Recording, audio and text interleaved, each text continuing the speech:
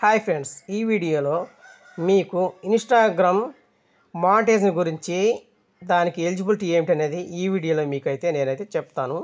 చాలామందికి Instagram monetisation eligibility అసలు ఏమిటి అనేది చాలామందికి అయితే తెలియదు. కావున ఈ వీడియోలో మీకైతే నేను ఎక్స్ప్లెయిన్ అయితే చేస్తాను. ఇన్స్టాగ్రామ్ మానిటైజేషన్ ఎలిజిబిలిటీ ఏమిటి అనేది. ముందుగా మీరు ఏం చేస్తారంటే ఇన్స్టాగ్రామ్ను క్రోమ్ను ఓపెన్ చేయండి. క్రోమ్ బ్రౌజర్ని ఓపెన్ చేయండి. క్రోమ్ బ్రౌజర్ ఓపెన్ చేసినాక సెర్చ్ బాక్స్లో వచ్చేసి సెర్చ్ బాక్స్ను ఓపెన్ చేసినాక సెర్చ్ బాక్స్ని ఇన్స్టాగ్రామ్ మానిటైజేషన్ ఎలిజిబిలిటీ అని సెర్చ్ బాక్స్లో కొట్టండి.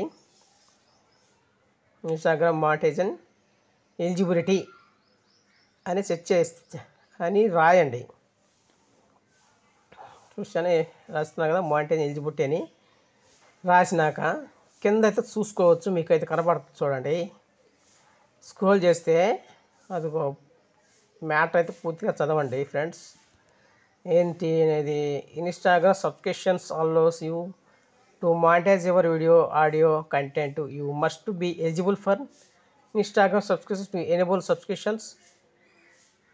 Remain compliant with Instagram community guidance content monetization process.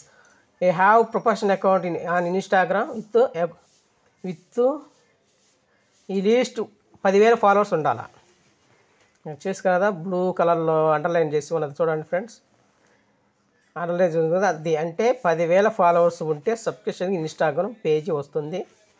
దానికి మానిటైజేషన్ అనేది ఎలిజిబుల్ అయితే అవ్వటం అనేది జరుగుతుంది. కింద కూడా కొన్ని సైట్స్ ఉన్నాయి, చూసుకోవచ్చు.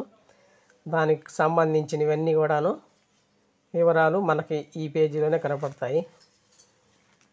మినిమం 10,000 ఫాలోవర్స్ అయితే ఉండాలి ఇన్స్టాగ్రామ్ మానిటైజేషన్ ఎలిజిబిలిటీకి. ఫ్రెండ్స్ చూసుకున్నారు కదా, ఇట్లాంటి వీడియోస్ ఇంకా మీకు కావాలంటే లైక్ చేయండి, షేర్ చేయండి, సబ్స్క్రైబ్ అయితే చేసుకోండి. అట్నే బెల్ గంటనే యాక్టివేట్ అయితే చేసుకోండి ఫ్రెండ్స్.